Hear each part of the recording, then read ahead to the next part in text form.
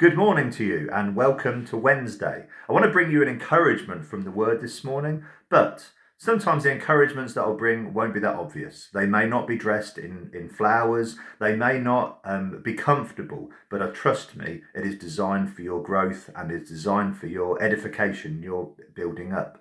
The reason I say that is some of the stuff that I have to say as a pastor, as a preacher, is not popular, but it wasn't designed to be popular, it was designed to be true. And the Bible is true.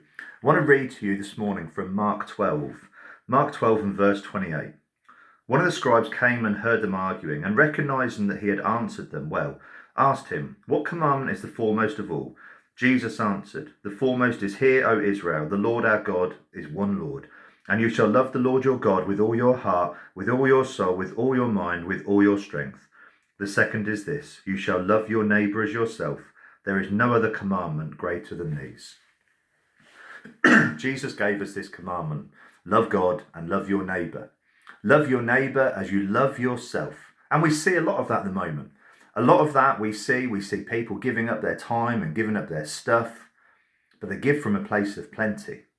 The reason I want to say that is, and this isn't popular, people have a default nature. If something goes wrong with your phone or some other technology, you switch it off, you take it back to factory settings, you switch it on and you start again. That's its default nature. And we too have a default nature, what is called an Adamic nature from Adam. And that nature in itself is survival of the fittest, dog eat dog, me first mentality. And we see that all the time. When this pandemic first started, we saw supermarket shelves empty really fast. How many people really cared about their neighbour? Or did they just care about themselves? And now, are we really seeing that I care about my neighbour? Or am I just bored? Is it just I've got plenty of time on my hands? Now the supermarket shelves are all filled again and I feel comfortable about it. Now I can offer from a place of plenty.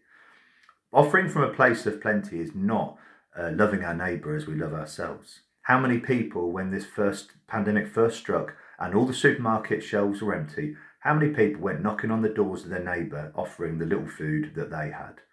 Not many people. I'm sure there were some though. God bless you. Jesus gave us this example. Matthew 12 and verse 41.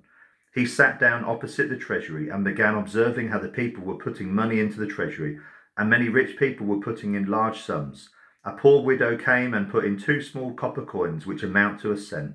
Calling his disciples to him, he said to them, "Truly I say to you, this poor widow put in more than all of the contributors to the treasury, for they put in out of their surplus, but she, out of her poverty, put in all she owned, all she had to live on."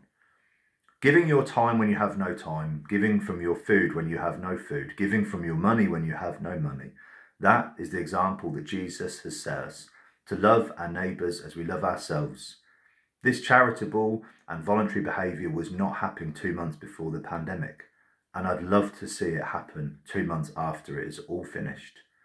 We should love our neighbour as ourselves. That sometimes means we've got to put ourselves out. When we love our neighbour as we love ourselves, we don't just think of me first, we also think of them first.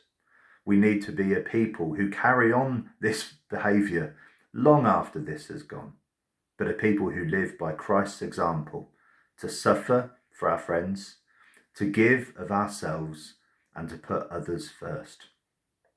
Now, we'll be discussing that a bit more tonight in our Bible study at 7 p.m. on YouTube Live.